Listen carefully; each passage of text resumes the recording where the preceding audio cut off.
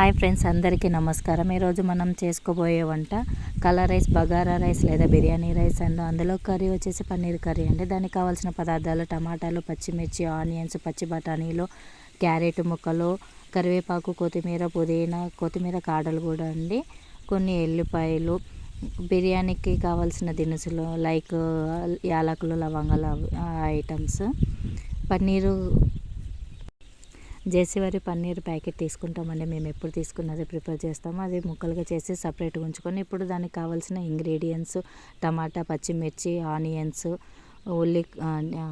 కొత్తిమీర కాడలు, కొంచెం కరివేపాకు, కొంచెం కొత్తిమీర అన్నీ ఒక బౌల్లో వేసుకొని కొంచెం ఆయిల్ వేసి లో ఫ్లేమ్ ఆర్ మీడియం ఫ్లేమ్లో ఒక 5 minutes మగ్గించాలండి.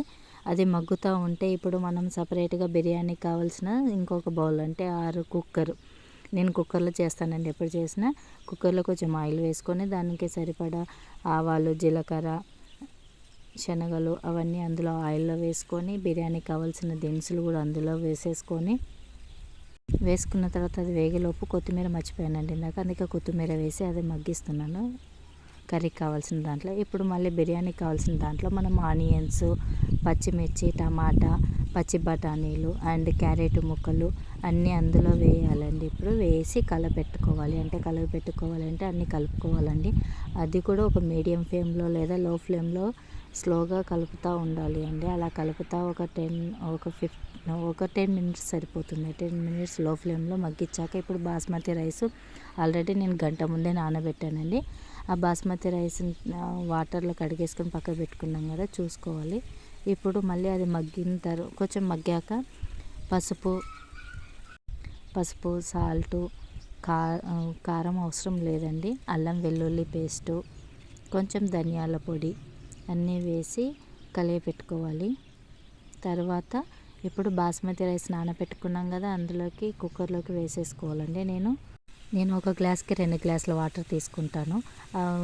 దానికి సరిపడా ఎసురు పోసుకున్నాక కొంచెం నిమ్మ చెక్క పిండేసి కుక్కర్కి మూత పెట్టేయాలి. ఇప్పుడు అంతలోపు కర్రీకి కావాల్సిన పదార్థము మగ్గి ఉంటుంది. దాన్ని ఒక మిక్సీ జార్లో తీసుకొని మిక్సీ పట్టుకోవాలి. అందులో కొంచెం సాల్ట్ కూడా వేసుకోవాలండి.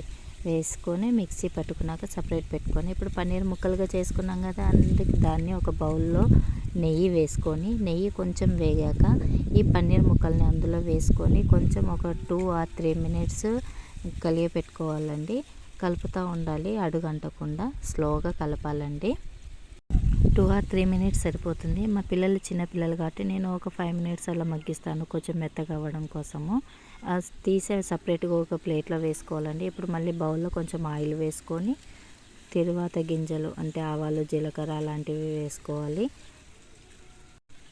కరివేపాకు అవి వేసుకున్నాక అవి కొంచెం వేగాక మనం ఇందాక మిక్సీ జార్లో పట్టుకున్నాం కదా కర్రీకి కావాల్సిన ఇంగ్రీడియంట్స్ అన్నీ పేస్ట్ అందులో వేసుకొని కొంచెం ఆయిల్లో వేయించాక పసుపు, తర్వాత సాల్టు, కొంచెం కారము వేసాక సాల్ట్ వేసుకోవాలండి. సరిపడంత సాల్ట్ వేసుకొని కొంచెము అల్లం వెల్లుల్లి పేస్టు, కొంచెం ధనియాల పొడి అన్నీ వేసి కలుపుకోవాలండి. స్లోగా అడుగంటకుండా కలుపుకోవాలి అండి. ఇది అంతా నేను మీడియం ఫ్లేమ్ లో ఫ్లేమ్లోనే పెట్టుకొని కలిపెట్టుకుంటానండి. అలా కలుపుతూ ఉండాలి అడుగంటుకోకుండా. ఇప్పుడు కొంచెం మనం సరిపడా వాటర్ పోసుకోవాలి. నేను ఇందాక మిక్సీ జార్లో కొంచెం పేస్ట్ అలాగే ఉండిపోయింది కాబట్టి మిక్సీ జార్లోనే వాటర్ పోసుకొని దాన్ని కలిపేసి అలా వేసేసుకుంటున్నాను. కలుపుకోవాలి. అది కొంచెం వాటర్ అంతా కొంచెం వేడెక్కాక తర్వాతకి ఇప్పుడు పన్నీర్ ముక్కలు అందులో వేసుకోవచ్చండి. పన్నీర్ ముక్కలు స్లోగా వేసుకోవాలి. పన్నీర్ ముక్కలు వేసి అంతా కలియపెట్టుకోవాలి. ఇది కూడా ఒక 2 minutes or 3 minutes లో ఫ్లేమ్ ఆర్ మీడియం ఫ్లేమ్లో మగ్గించుకోవాలండి. నేనైతే 5 minutes మగ్గిస్తాను. కొంచెం కొత్తిమీర టేస్టీ కోసం వేసుకోవచ్చు. నేను ఆల్రెడీ వేసాను కొత్తిమీర అని, కాడ ముక్కలు మనం మగ్గించినప్పుడే వేసేసానండి. ఇప్పుడు మళ్ళీ కొంచెం ఫ్లేవర్ కోసం వేసాను. ఇప్పుడు వేడి పన్నీర్ కర్రీ రెడీ అండి. ఇప్పుడు ఒక ప్లేట్లోకి మనము paneer curry and biryani rice or colour rice or bagara rice ఒక ప్లేట్లోకి తీసుకొని వేడిగా ఆస్వాదించవచ్చు.